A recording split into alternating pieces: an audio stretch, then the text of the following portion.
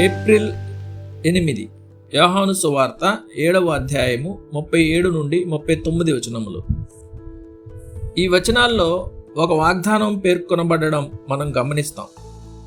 నా యందు విశ్వాసముంచు వాడెవడో లేఖనము చెప్పినట్టు వాని కడుపులో నుండి జీవజల నదులు పారునని యేసు ప్రభువు చెప్పాడు.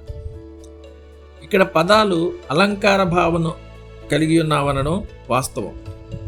వాటికి రెండింతల అన్వయింపు ఉంది. అవి ఒకే విషయాన్ని బోధిస్తున్నాయి. అదేమనగా క్రీస్తు వద్దకు విశ్వాసంతో వచ్చిన వారందరూ ఆయనలో సమృద్ధి అయిన సంతృప్తిని పొందుకుంటారు. అవి మరో విషయాన్ని బోధిస్తున్నాయి. అదేమనగా విశ్వాసులు తమ స్వంత ఆత్మలకు కావలసినంత కలిగి ఉండడం మాత్రమే కాక వారు ఇతరులకు ఆశీర్వాద ఊటగా ఉంటారు. వాగ్దానంలో మొదటి భాగం నెరవేర్పును గురించి ఈనాడు వేల కొద్దీ క్రైస్తవులు సాక్ష్యం ఇవ్వగలరు. ఒకవేళ వారి సాక్ష్యాన్ని గనుక సేకరిస్తే వారు క్రీస్తు వద్దకు విశ్వాసంతో వచ్చినప్పుడు వారు ఆశించిన దానికంటే ఎక్కువ పొందుకున్నారని వారు చెబుతారు. వారు మొదట నమ్మినప్పటి నుండి శాంతిని, నిరీక్షణను, ఆదరణను చవిచూశారు. వారు దాన్ని తమ భయాలతో, సందేహాలతో మరో దానికి మార్పిడి చేసుకోరు. వారు తమ అవసరమును బట్టి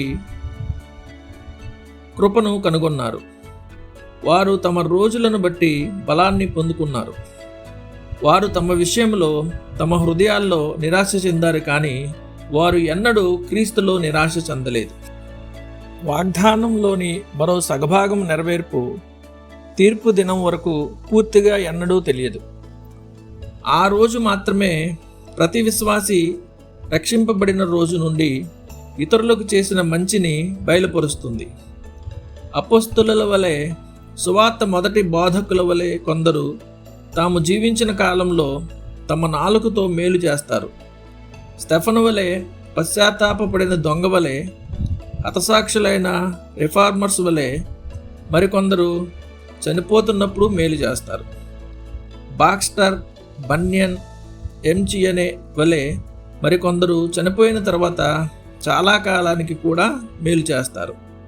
అయితే ఏదో రకంగా చూసుకుంటే విశ్వాసులందరూ ఆశీర్వాదాల ఊటగా ఉంటారు.